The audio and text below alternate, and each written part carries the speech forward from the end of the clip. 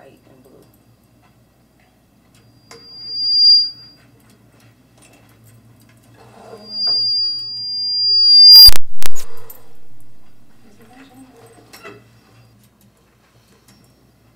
Say something. Something. Say something. Say something. Hello? Which one is that? We're live, so. Thank you.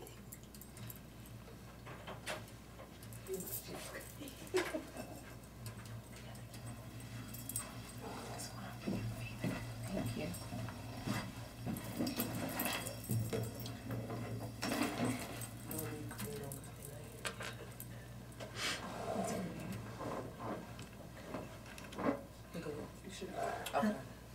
Hello, everyone. Happy Sunday. Happy Sunday, and thank you for tuning in to Girls Gabbin.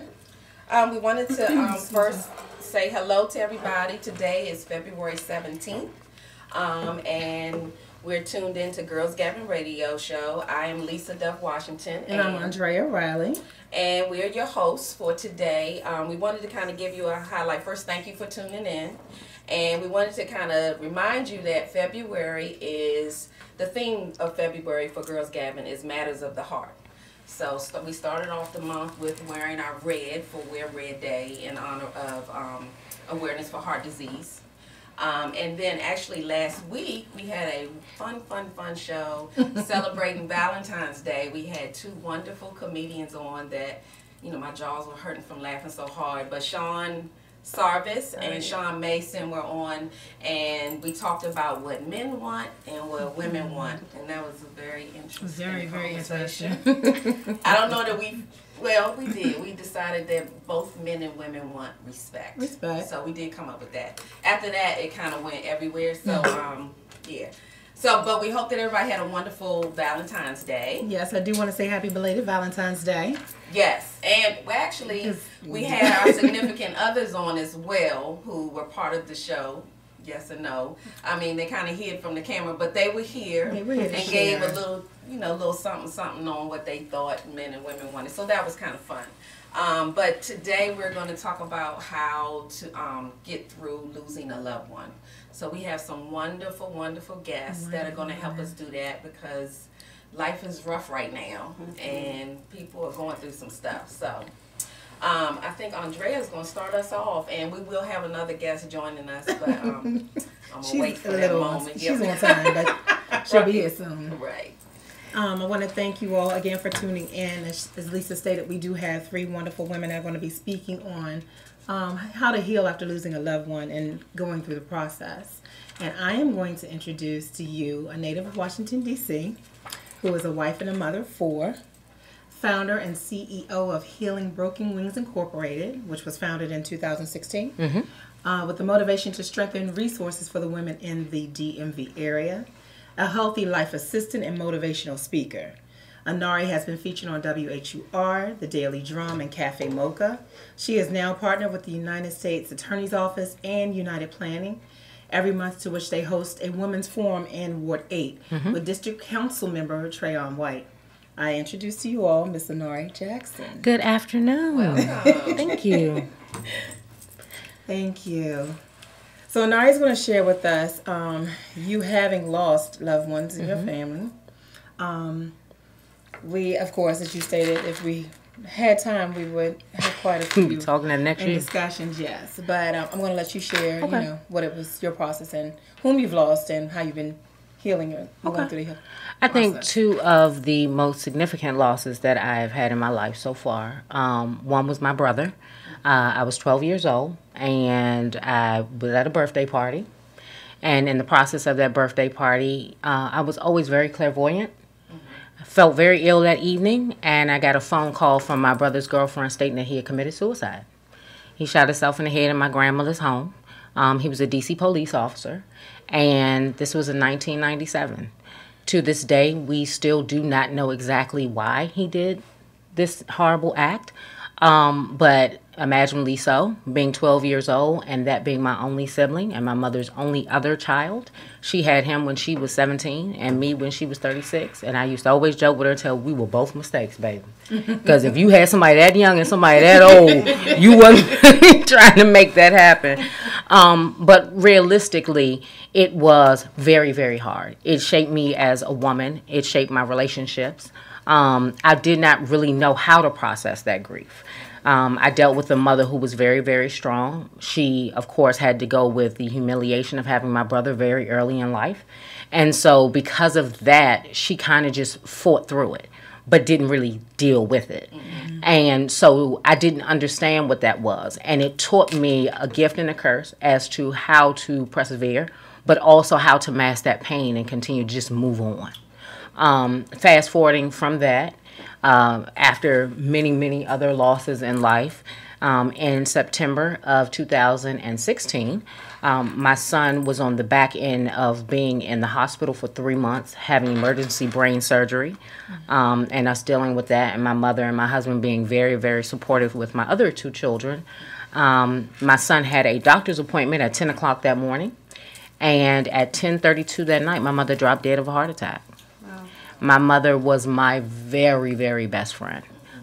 Seeing that we had been through my father dying, my grandmother dying, and pretty much all of my family members at that point who were significant in my growth. I really just had my mom left and a stepfather who I really had no relationship with at that time and still don't. And so it was very hard because learning how to continue to just keep moving, you start to get closer and closer to those who are in that inner circle. Right. I developed a very tough exterior, but I never really learned how to process that pain. I have a degree in psychology. I was everybody's ear. I talked to everybody. I'm that friend that everybody, I mean, grown people come to me. And when I say grown, I'm 36, but I have people that confide in me that are in their 50s and 60s. And to still really not know how to deal with it.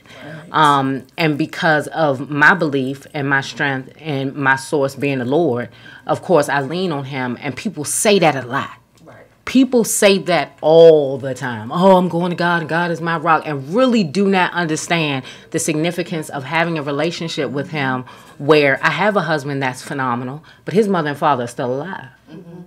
I have 4 children who I can't depend on because you love your children, and all mothers will deny this fact, but your children are leeches because all they do is take from you. And that's what they're here for. And if you're doing your job properly, then that's what really happens. I mean, that's just the truth of the matter.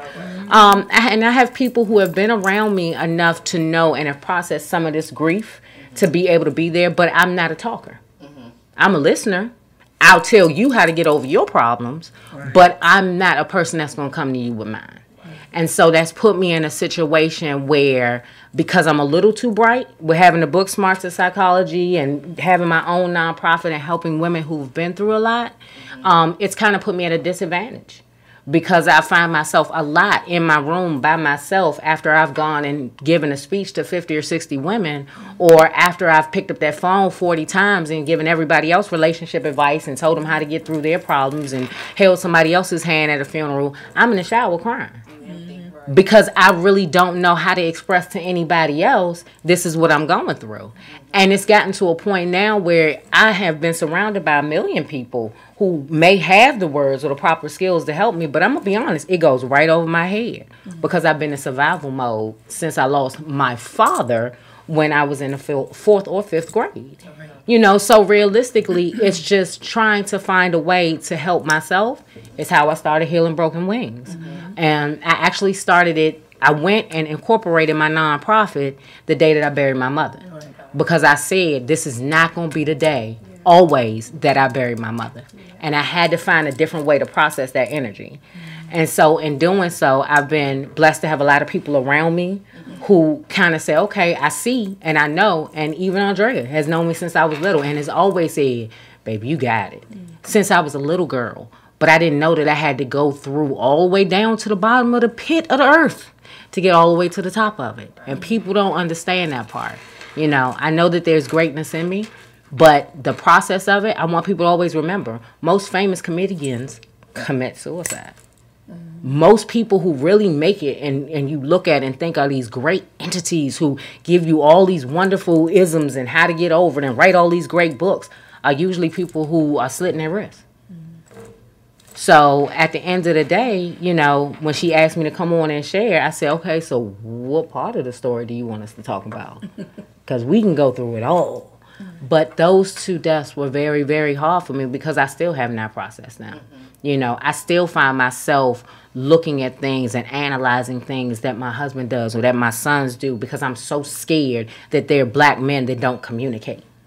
You know, or watching the things that I do and how I affect other people to make sure that when somebody walks away from me that I haven't said or done something. And I got away with words, baby.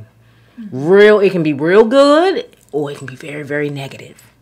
And so praying that God takes that negativity off of me so that I'm not the reason why somebody walks away empty or that they're standing in the shower crying because they don't really have the words to express themselves. So that's the beginning of me. Well, can I ask a question? So what was that moment that made you decide that you wanted to start your organization? I know the generals could just explain it, but what was that something that hit you in your gut that said, you know what, I'm going to take this a step further and I'm going to set this up, make it happen, and, you know, because that's the hard part. Because my mother and I were so close that it was almost an unhealthy love. Okay. I loved my mother so much that I went to her before I went to God. If anything happened to me in my life, I called my mother before I prayed. And then we would pray together. And when I looked at my life and I realized the day that my mother died, I mean, I can remember going to the hospital and laying on the floor. And my immediate thought in my mind was, how do I breathe now? Because I did not know how to do so.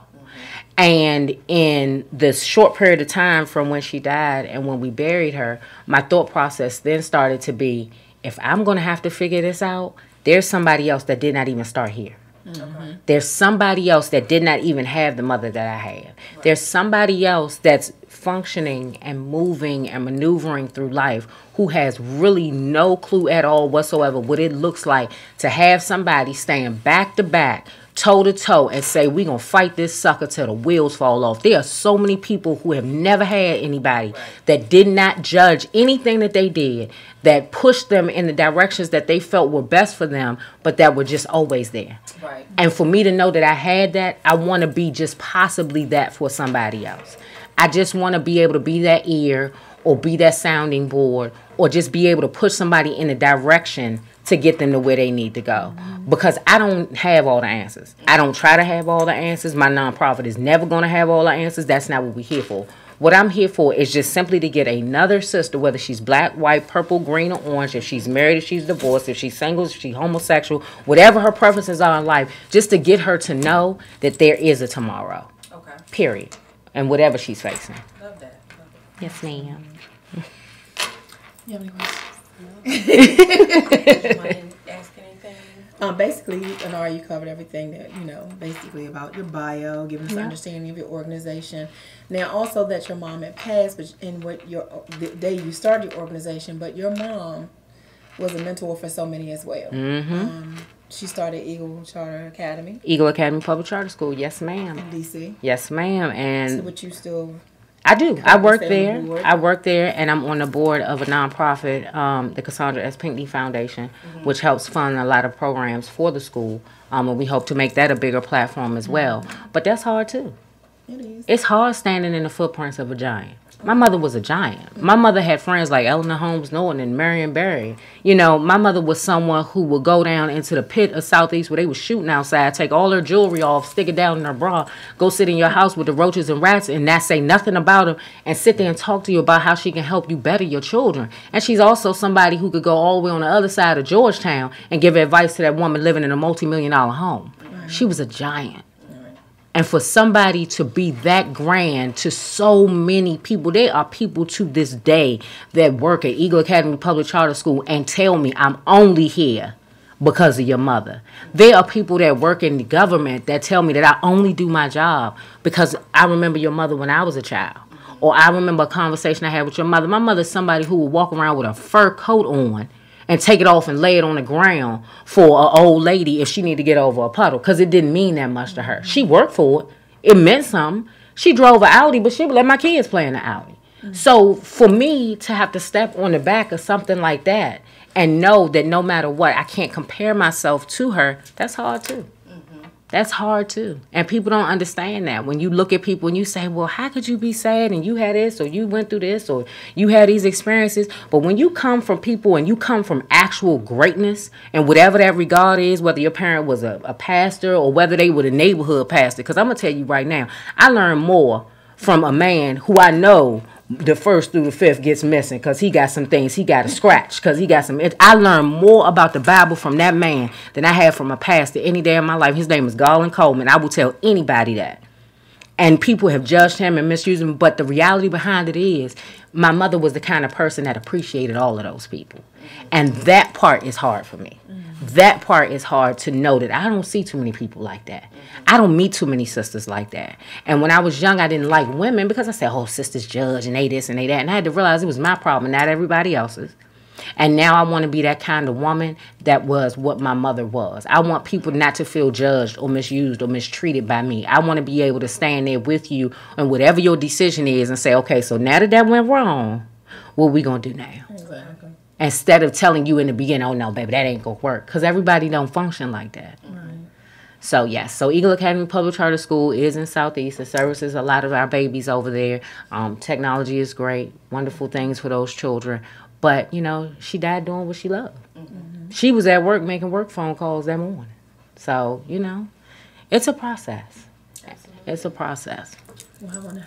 Go ahead. So, I mean, how can people get in touch with you? Your Absolutely. Organization and, Absolutely. You know, they might want to reach out to you or events that you might have coming up. Absolutely. So, Healing Broken Wings, I tell people we do have a website and all of those wonderful things, but Instagram is the bomb, okay? for lack of a little short promotion for them.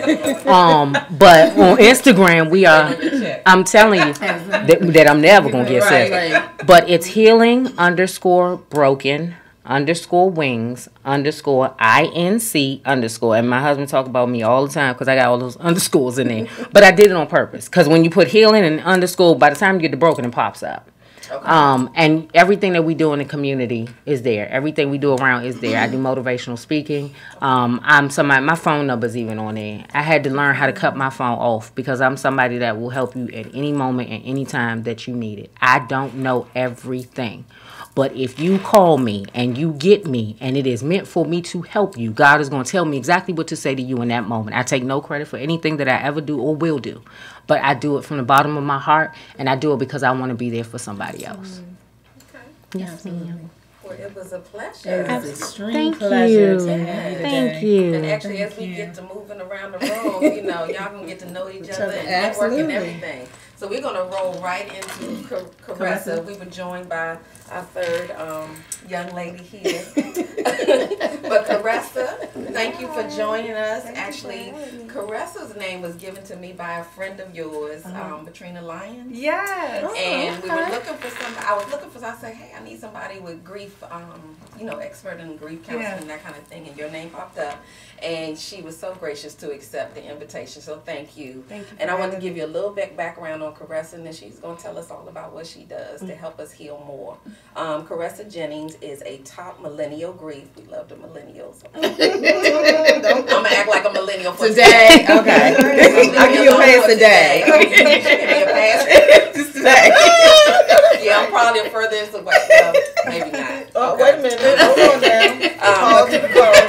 Caressa Jennings is a top millennial grief and loss expert and success coach.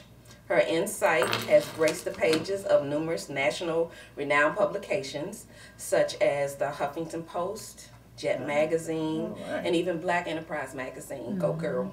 Okay. So, she's known for her authenticity and her straight from the hip approach, which is what we need. Okay.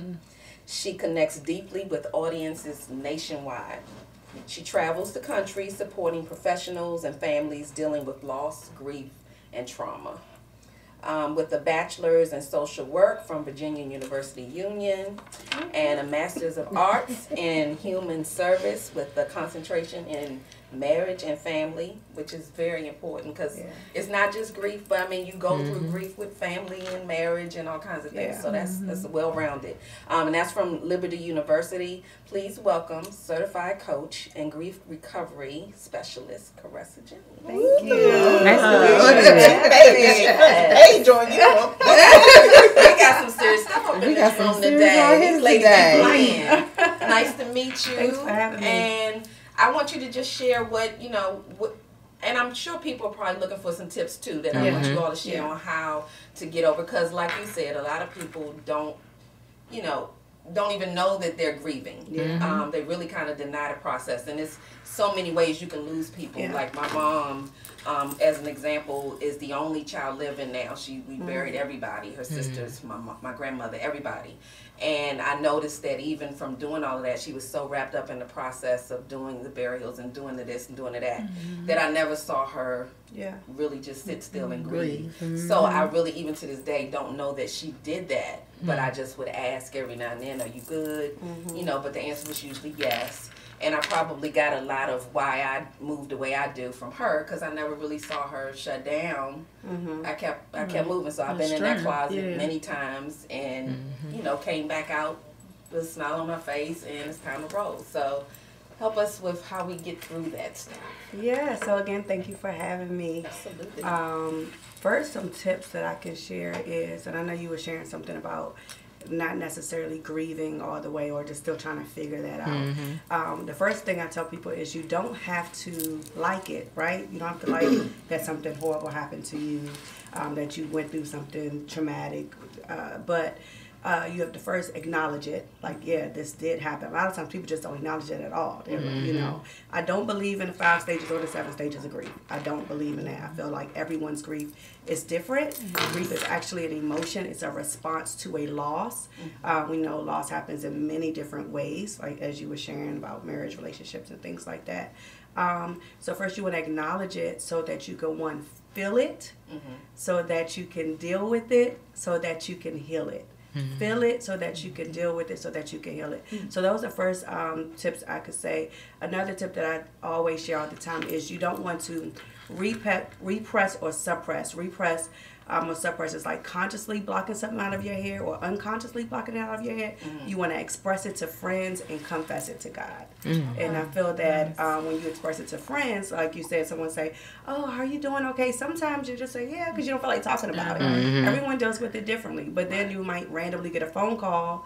I remember, so my brother was murdered in 2016. And I remember calling a therapist like the first 2 weeks, and I'm like, I'm not crying. I'm not really, grieving. Is this normal, Right. She's like, yeah, it's normal. But then I remember having a dream about the situation maybe a couple weeks later, and I called my friend Patrice. And so everyone's different. So it may not look like what you think typical grief looks like or loss. Like there's no picture drawn out of what the steps are, working with thousands of people all across the country. Everyone's situation is different, right? Everyone's response to it is different. So there's no right or wrong answer to it. You just take it day by day as you go. And like I said, express it to friends and confess it to God. Sometimes you wonder, okay, why is this happening to me? And sometimes people ask me, well, why is it happening to me? I'm like, well, who else would you suggest? Right? Let's call them up right now. No one would have sourced this on their worst enemy, right? So, you express it, you confess it, and you deal with it so that you can heal it. When you don't deal with it, when you don't acknowledge it, it just continues to kind of like float a little bit. And then you find yourself 5 years, 10 years down the road, and it's like, what is wrong with me? What is happening to me? But you're in a place where you just don't acknowledge things happening to you. You don't have to like it. Bad things happen a lot all the time. Yes. But how do you deal with it? You start acknowledging it. Say, I don't like this. How does this affect me? What am I feeling today? I started keeping a journal like, today is Monday, and this is how I feel today. Oh, Tuesday is actually pretty good right now. Like, just starting to acknowledge it that way, journaling, praying, taking care of yourself. Also, when it comes to grief, I was talking to someone about this last night. The first 2 things that seem to happen with any type of loss that I notice is 2 things: rejection and offense. People start pissing you off, right? You start getting offended. No one is being sensitive to your situation. 2 weeks or a month go by, you feel like everyone forgot about your situation. A year goes by and everyone's like, oh, okay, it's been a year, and they moved on with their life. Do not allow offense to get in the way, because offense is, I believe, designed to distract you from your destiny. Offense is designed to keep you isolated so that you're not like in public on social media, and all you're doing is blocking yourself, because you're not doing what you're supposed to do with your business and your life, with your family, because everyone's like, where is she? But it makes you feel good that you're isolated, because you feel like I blocked everybody else from me. But you're not being productive, and you're not doing what you're created for. I think it's when you're most desperate that you find your need for God. And so when you're most desperate and you're in that place, you begin to be creative. You start having, I don't want to say epiphanies, but just like thoughts and just things given to you. You become innovative for purpose. And so you use that time, like you said, out of this birth, you know, your nonprofit and things like that. So I think we have to be mindful of that. And also rejection. We feel rejected because people aren't paying us any mind or any attention. And so rejection and offense, once that comes in the way, that can destroy you. And so you have to be mindful of that. I always tell people that disruption develops us for destiny. And so when disruption hits, especially a massive disruption, you have to pay attention and say, okay, how can I be in line for destiny, even though something terrible has happened to me? So, yeah. Well, let me ask you, what made you, because I would imagine being in this area, it can be draining. I'm just imagining even being there for friends, going through something and having moments where I had to say, I'm going to listen, but I'm not going to respond, because right now this is too much for me to carry. So what made you decide to go into this area? I mean, because I think it's a gift to be able to hold that and still, like you said, you're going through your own stuff, and then you still got to help somebody else get through, which is a blessing. So what made you decide that this is where I want to go? I can humbly say it's a gift. If you was to know me personally and my personality, I'm like, or I was like a scary person. My family calls me Tamar. I'm like outgoing, but like loud, express myself. So you would never in a million years think that I would be doing this type of work. I like my background, social work, counseling, things like that. So I literally fell into it. It literally like came upon me, and I started doing type of work like in hospitals. For years I would support families who loved ones on life support, and they're like the worst situation ever, because you're hoping maybe even for a miracle to happen, and it's not always the case. And so I don't know, about 5 or 6 years ago I found myself dealing with intense grief and loss, helping people with that. And God has really helped me over the years, like just learn some tips and some tools to help people along the way. And I think that's my purpose, because I don't want people to just stop, right? I don't want people, so growing up, my parents, they would like pick up homeless people, right, and help people out. And I was like, how did they get to this place? And so I realized by dealing with my own life that everyone's like a paycheck away, right, from just derailment and just losing it all sometimes. So it's like, what can I say or do? And that's purpose. How can I intentionally impact somebody's life when they cross my path? And so that's kind of like why I'm doing this type of work. Wow. I think the key thing you said was purpose. And if everybody had that understanding, therefore lies, that's why you have the talent and the gift that you're given. So because with loss, you're not moving on, you're just learning how to move forward. And there's a difference in that. And so no one's saying forget that it ever happened. But when you move forward, because there is life ahead of you, I want to help you realize that so that you can keep going, so that you can fulfill your life purpose. Well, I would love for you to let everybody know how they can get in touch with you. And people that y'all need to reach out, because this is what we need, actually. We spend a lot of time touching base with all kinds of stuff, but we never deal with our stuff. And this is, to me, just major in getting through, so that you can do all those other wonderful things. I mean, like piggybacking off of what you were saying, my mom too, me being an only child, my mom being a child of 5, and seeing her have to bury her parents, and not seeing her have to go through the grief moment. It's kind of hard, because you're so used to seeing that strength in your parents or your mother, and just how you deal with it, or seeing them deal with it, or have they mourned, or are they still hurting. So, and again, my mom just lost her baby sister and her oldest brother in the same year, and you kind of like want to be that support system, but you just don't know how to support when you want, So it's important. People just don't know what people are going through. Yeah. You really are doing something phenomenal, the both of you. Thank you. You're welcome. You can follow me on all social media at Caressa Jennings, Caressa. Wait a minute, do you have too many followers? I thought I tried and I couldn't get through because I was No, which one? was it? On Facebook? Facebook? Facebook, Maybe it was Instagram. Facebook or my assistant. Okay, I'll check. We'll find I'll out. go back and We'll check. find out. You know why? 'Cause I was getting ready to say you got to clear somebody out. You're Right. not Somebody gotta get deleted. Don't get at me. I didn't realize I X'd you out. Right. Leave Today. somebody out. Yeah, click me in. Caressa Jennings at all social media. Please subscribe to my email us at CaressaJ or CaressaJennings.com. And my email is info@CaressaJ, the letter J, at CaressaJ.com. So, yeah. Thank Now, you. you have a All right. website too? Yes, Caressa J. You can either, everything is either Caressa J or Caressa Jennings. Jenny. Okay. Yeah, so it'll automatically go CaressaJ.com, and Instagram Caressa Jennings. Okay. Yeah. Thank you. Caressa. Thank you so much. Information. And now I'm going to introduce our last guest. But I actually wanted to mention to you, ladies, that what I thought, I know it was dealing with forgiveness also, but the movie and the book, The Shack, dealt with the lives. And I recently Baby. watched, I've seen it about 3 or 4 times, but I mean, it just kind of, it was powerful in that, and it was really all about grieving and getting through something. That was a book. I haven't read the book yet, but the movie was just The book is amazing. Yeah. It was like an ugly cry movie. yeah. Absolutely. Wow. I've never seen it. It really is. It's a good I one. haven't seen the movie. Wow. It's I've on read the demand, book. but I mean, read it's the an book. ugly cry every time. It was like you. Oh, somebody If need you to watch the if movie. you're not embarrassed, I'm going to try with to find it on Netflix tonight. Yeah. I even downloaded the soundtrack. Me too. Right, exactly. No, I even downloaded the soundtrack to the movie. I know. Because that's how big it was for me. Wow. And the crazy part is I was listening to that on the way over here. Really? Yep. And yesterday I watched it. Well, my daughter hadn't seen it, so I told her to come over to the house. Let's do on demand and watch it because I even made my husband.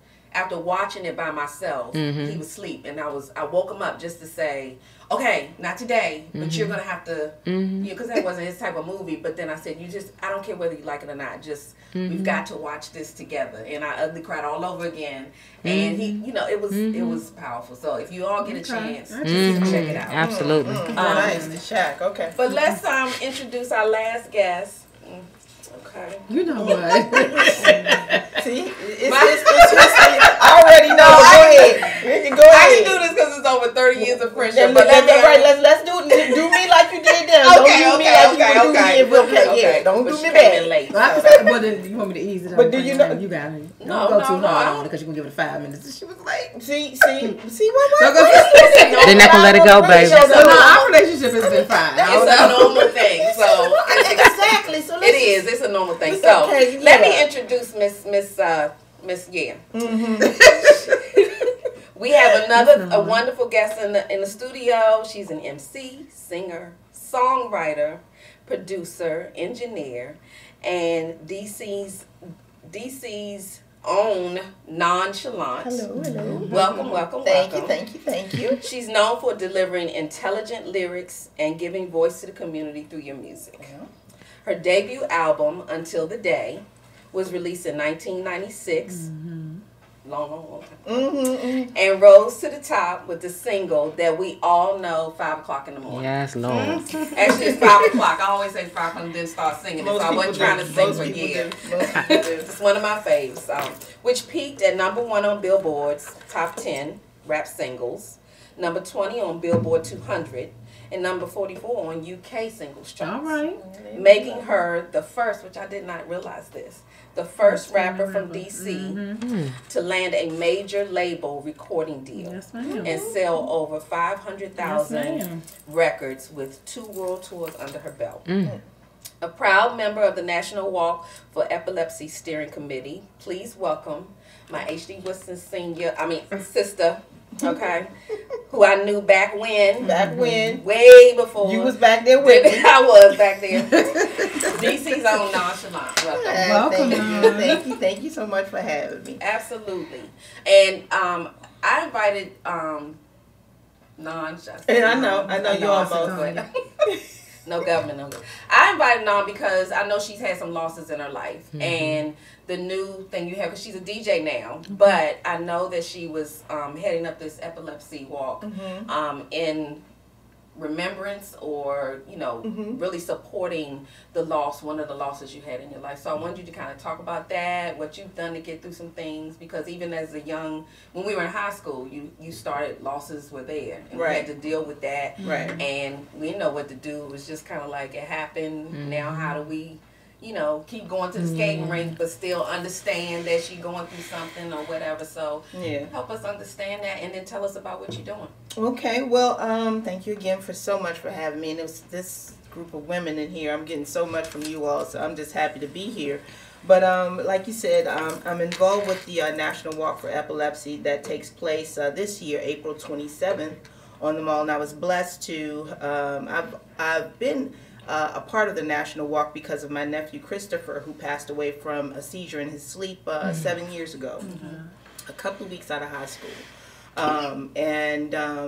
You try to figure out, what it is. He was so young, and I had already lost his mom, my sister, to a terrible accident. So losing him, you know that he's sick with epilepsy, but you're just not expecting him to go. Like, nobody's expecting it. You're hoping that you're doing everything that you can. He's doing what he's supposed to be doing. But when that loss came, it was surprising, hurtful, all of the above. And what I tried to do was, find a way to take my pain and put it someplace positive that would help other people.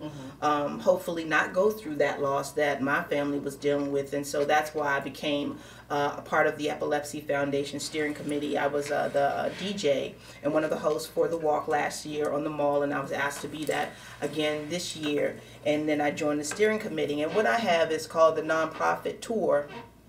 And that tour it actually just goes across the country to help a lot of foundations, any foundation. It can help small, but I'm championing the fight of epilepsy because, we have 3.4 million people worldwide dealing with epilepsy, and 1 in 26 people will develop epilepsy over their lives. And a lot of people don't even know what epilepsy is. A lot of people, I'm not an expert on epilepsy, but you can Google epilepsy, you can Google the walk to end epilepsy and find out all the information that you want. But when you have those type of stats where 1 in 26 will develop it, it's not something that you're always, you are born with it, it's seen. A lot of people may have it, they don't even know what's happening to them for a long period of time until, they see a physician or whatever, and it's told, what's happening. Your family doesn't really know how to deal with it. So I really dove into it, and I'm still learning, triggers and things like that, and dove into this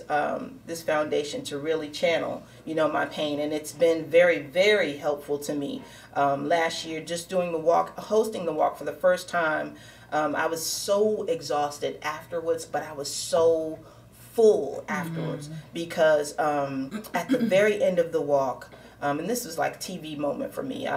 If you can picture this, we're on the National Mall, people, sea of people, and Crystal Waters' song comes on, dun, dun, dun, dun, right? I would put that on, and I tell Al, because now I'm on the mic, and I like, Al, just loop that for me, just let that loop. And I'm saying, come and tell me where you're from. Wherever you're from, come over and tell me where you're from. And, we get, Wyoming, California, Seattle, and then I get Bogota, and then I get Indonesia, then I get, all these people have traveled to be a part of this walk, and then at the end, and now they're telling me, no, we got to cut it off because people are just coming. And I say, okay, you know what, we're going to cut it off. I'm going to cut it off with this young lady right down here in the front. She had to be like 7. And I said, okay, we're going to end with you. Where are you from? And she says, just the USA. And I'm like, okay, I can't, I don't know about you, but that's it for me. Right. Then, but to go higher than that, her sister, and she's like, no. And I said, okay, sweetie, what do you want to say? Where are you from? And she said, I just want to say thank you. I love you. Oh, I'm done. I'm so, that moment, those types of moments where I was just completely exhausted, I lost my voice, but to see people, having you know, their relatives in wheelchairs, and you know, young people that you know are it's taking everything for them to be there just that day. You know, it's just what fills me up. So you know, it's not a part of my life every single day that I'm working with the Epilepsy Foundation, but I look forward to, you know, my work that I do with them. And last year we had our first fundraiser for my nephew Christopher. He was an MC. Let me tell you just a little bit about him. Christopher was an MC. His name was Avion Andromeda. He had no problem on a constant basis telling me, Fuzzy, that's what he called me, along with his brother Cal. Shout out to Cal. Fuzzy, I am a better MC than you. And I would say, yes, Chris, you are. And it was, he was. But it wasn't until we had a tribute for him, not the fundraiser, but a tribute for him on Georgia Avenue, that I realized how much he had impacted people, because young people came with T-shirts that they had made. They came with actual tattoos on their skin that, you know, to show that how much they loved him and how much he had impacted their lives. And I was just like, you know, I had no idea. I know he was great, but I had no idea how much of the world knew he was great already. Right. So when we had his fundraiser last year, I was very proud to raised just under $2,000 to donate forward to the foundation. It was our first one. We have our next one coming up April 24th. That is a Wednesday, which is a couple of days before the walk on the 27th. So every year I'm going to be doing this, you know, in his name. And, you know, that's one way. And at the fundraiser, again, like you may say, you know, you don't realize, you know, that you're still dealing with grief. And it wasn't until, you know, we're way into the program of, you know, I had all kind of rappers, MCs come up, and, you know, and I just look to the right and I see him up on the wall, and it was just like it was yesterday. Right. You know, it was just, it just came, you know, and you have those moments. You're going to I will continuously have those. I still have those moments for his mom. So how I deal with it is, you know, I just channel it in and give everything that I have to, you know, the people that are still suffering with epilepsy. And I just, you know, take it day by day. And so, you know, the nonprofit tour, like I said, I'm championing the fight of epilepsy, but I will be, you know, traveling the country and hopefully the world, and, you know, helping people with, you know, foundations, nonprofits that they have, soup kitchens, you know what I mean? When you do a show for somebody that's running on a shoestring budget, every little bit helps. So, you know, those types of things. So, you know, but yeah, that's what I'm doing. And it really, like I said, it fills me up and fills up that space, you know, that's hurting for him so much. It fills that up. So, yeah. That's wonderful. Wow. You're doing some amazing You things. are. I'm trying. And although you've known Lisa for 30 years, I can't, you know, harass you about that 30-year relationship. However, I have had the gratefulness of doing a collab with Non with Sweet Spirit. I don't know if you remember Sweet Spirit. James Kelly Fox. Yeah. So we did a collab on our gospel CD back in 1995. Right. And it was a pleasure to have you. Good. Yeah. Look, you know how you see you on, you like you jog your memory, and then you're like, absolutely. Yeah. But in doing that, he said, stop it. I can't see it. But see, Lisa is from high school. I don't even know how I still hang around her. I know, right? It's like whatever. But let me tell you why I get the teaser about being late, though. I'm just going to, because. What? Are we talking about? Wait a minute. Either we got time. Look, the reason why I tease her about it is because even when you first signed to MCA, right? And she told me, I was like, how you gonna do that? You don't even go to, you know, you never on time. You can't be messing with how you gonna money record like deal? that. She's like, I'm working on. And even when I got married, it's like everybody's in the church. I'm the only one in the back that's coming on up, and there she comes through the door. You made it though. It would not be if she did not. Every time I'm supposed to be there, I'm there. That's true. That's true. But I still have to tease her because it's just like it would be wrong if she came and it was on time. It would be like, wrong for me to be different. It would be wrong for me to change this. You're right. I was actually in the parking lot. Ain't no way to do with that. That's what it was. It would throw me off if she was on time. But yeah, no, I mean, but I was, you know, I was listening on the app on the way over, and just the information, you know, and you know, just the impact that, you know, you all are making on people's lives. So I'm super happy to have been here, to be able to connect with you all, and you know, and to, you know, further, you know, exactly, and then just to, you know, just to stay connected, because you know, there are things in our lives that we don't know that we need. You know, like you all of us were saying, you know, you don't know you're grieving the way that you grieve. You push things under the rug, and not like everybody, you know, everybody has dealt with loss at some point in time in their lives. It's just, you know, to the magnitude of what, you know, some people have never lost anybody, and when they do, it's like, you know, the 10 people that we've lost, because it's their first time losing somebody. You know, so and they could be by themselves, so don't have anybody. So this is super important in our community, in every community, but you know, in our community, to figure out, you know, how to deal with it, because we deal with so much loss, statistically, in areas more than others. So you know, so it's super important that we have this conversation. So I appreciate you all having it. We appreciate you. And that's one of the questions I ask people too.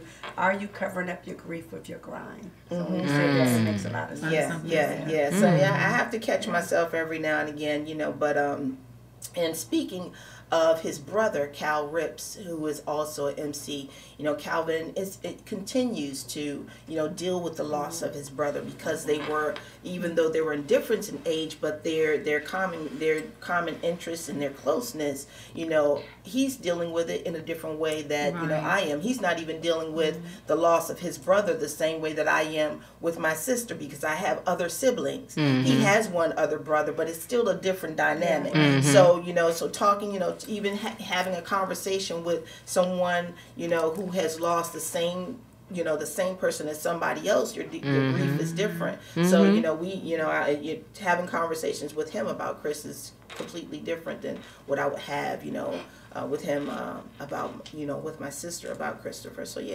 it's interesting. It's very interesting, the levels. Well, do me a favor and let everybody know how they can get in touch with you, maybe get involved in the walk, or anything that you have going on. Absolutely. So the walk is going to take place on the National Mall. This year. It takes place every year. Actually, this year may be the last year that we have it on the National Mall, but it's going to take place April 27th. You can go to Walk to End Epilepsy, and you can Google that. It'll come right up. All the information on how you can register as a single person, as a team. We love to see teams, groups of people.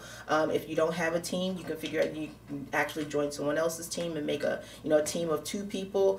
And you can also reach me at nonprofittour.com. That's actually, I'm just saying that for the first time on the radio. Really? It's the first time. It's been up, you know, and I terrible procrastination with letting stuff go, but so this is the first time I'm actually publicizing nonprofittour.com. So you go to that, you can see everything that we've been doing, what we're going to be doing, and you can follow me at Supernon, the Supernon on IG, and the Real Nonchalant on Facebook.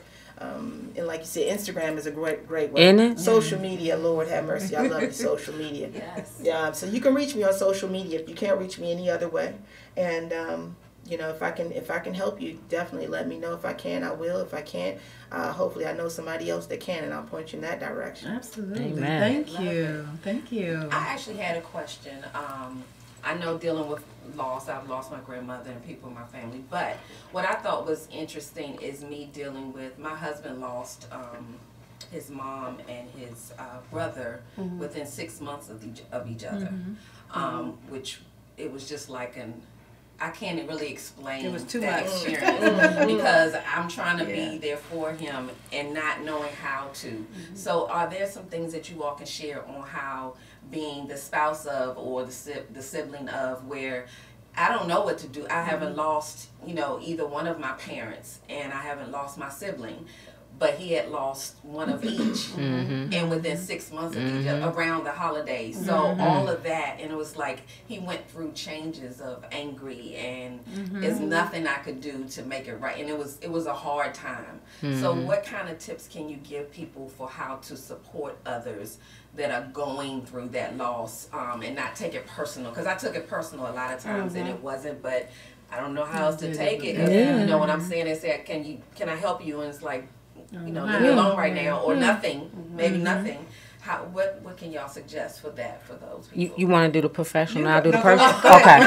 So, because I'm not the professional, I always take it as someone who has experienced these things. I read it in a book later, but I had to walk through it in life. I have lost my one sibling, and I have lost both of my parents and all of my grandparents. My father has family left, but realistically, I am the oldest person in my lineage now. So, and that's being 36. Wow. The reality behind it is that for me, the best thing that my husband could do was realize he didn't know what to do. Okay. Like I stated before, my husband's mother and father are still living. And so when it came to me losing my mom, he was almost like a deer in headlights. But the thing that I appreciate about it was that he allowed me to go through the process and just be the support staff. He was the kickstand. If I cried, he let me cry. If I was angry, he let me be angry. If I was frustrated, he let me be frustrated. And then it was, okay, so now what we going to do? Okay. So what do you want to do now? What's the next point? Okay, so you've cried. I gave you tissue. I let you stand in the bathroom for 30 minutes now. Okay, so now you got to go be a mother. And then I think for me also, the other part of it was I had someone in my life who understood me. My husband and I have been friends since 2004. We just got married in 2017 on my mother's birthday, which was the first year that we had not had her in my life.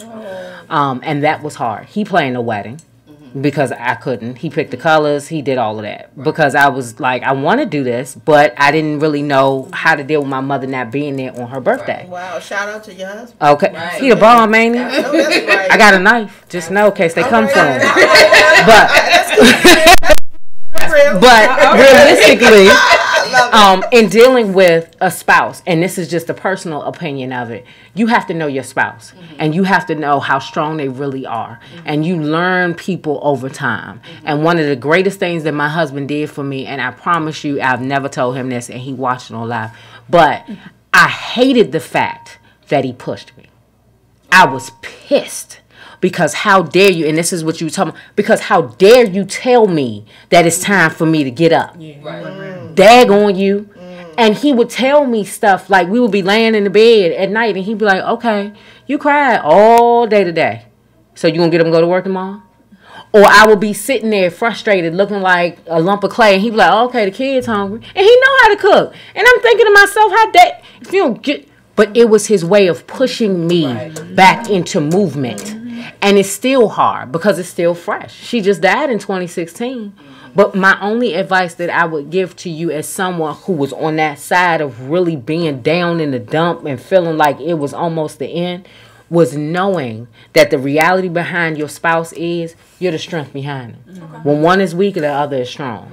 And like I said, for my reality of my mother, the only other person that I've gotten that fight from is my husband. Somebody that's willing to stand behind you and fight the things you can't see. And sometimes they just pushing you while you can't see what's going on behind you. So I would just say be as supportive as possible. If you have not experienced what he's experienced, don't give him advice about it. Because I hate when people do that. Oh, well, you know, you should. I'm looking at them like, you just got off the phone with your mother. Shut up. Like, you know, you and your brother just got in an argument about, shut up. I saw my brother's brains on the wall. Don't tell me how to, and you get that anger starts to rile up. So what I would say is just be supportive as possible. Listen when you need to listen. Speak less, because sometimes we tend to advise when we don't need to. And just be the support staff. That's good advice. I mean, it's been a while for us, but it was a struggle at the time, and I know there are a lot of people that are dealing with that. What would you suggest so we have to honest? I was gonna say, like you said, sometimes saying to them like, look, I don't know what to say, but just know that I'm here. So I don't know how to support you, but if there's anything that I can do, and sometimes just giving him something like a friendly reminder, whether it's a book or a journal, whatever it is that you can do, just say, hey, or let's go out or something. It's not going to fill the void, but just saying, like, I just want to be present with you, like, you know what I'm saying, during this time. And I always tell people, you don't need strength to get through grief, you need courage. And so only the courageous survive, right? Amen. You have to have courage to get back up in, courage to go to work, courage to see the next day, right? So you don't need strength. I think that we have like this inability, I call it comeback power. We have this strength that's already in us, so you don't have to worry about that. It's the courage to keep facing life despite disruption, despite loss, despite rejection, and Amen. everything else that you go through. Thank you, So, ladies. Those are yeah. some good nuggets you Yeah, all. absolutely. Absolutely. Absolutely. Definitely a start for people trying to get through. Because, I mean, Yeah. and it takes, I know it takes a while. And it's, you know, there are people who for years have been grieving that. Mm-hmm. I'm one of those pushers, but it's all from love. So it's hard to find that way to tell people. I'm not saying this to be, you know, me, but I want them to be smiling down on you. They don't want to see you crying. They don't want to see you, you know, upset. So, you know, what can we do to make this better? So, I mean, I appreciate you all. This is Thank good you guys so stuff. much for Yes, the absolutely. Appreciate you, opportunity. ladies. Absolutely. It's Yeah. been Thank great. you so much for joining us. Yes. And you want to tell them how to reach Girls Absolutely. Each and every one of our guests that were on the show, of course, we will have all their information on our website, on our Facebook page, on our Instagram. But you ladies are phenomenal. Thank each and every one of you all. Girls Gabbin is a platform for independent artists and entrepreneurs. So we are for the community. So each and every one we can touch and feel. That's my favorite words, as y'all know. We would love to have each and one of you on for guests. And you can reach us, like I said, Lisa and Andrea, of course, you can reach us directly. So you can always just inbox us, talk to us. We're available always, but thank you. Absolutely. Our Thank website you. is www.girlsgabbin.com. And we have pages on Facebook, Instagram. Yes. So just let us know how we can be assistance to you all going forward. And if somebody has questions, I haven't had a chance to look at the Yeah, I live, haven't either. let us I know just and we'll know. get those messages to you all and you know, support your walks and whatever. So Absolutely. thank you all Absolutely. again for Absolutely. coming. Thank And you. join us Thank next you. week. Next week is the last week of February, That's and it's Matter of about Heart Month. self-care. So it's all about All right. No, that's right. But I do want to say one note to ponder. When you, when someone you love becomes a memory, the memory becomes a treasure. There it is. So keep that in mind. Nice. Okay. thanks again. Thank you all. All right. Thank See you. you next week. All right. That's what's up.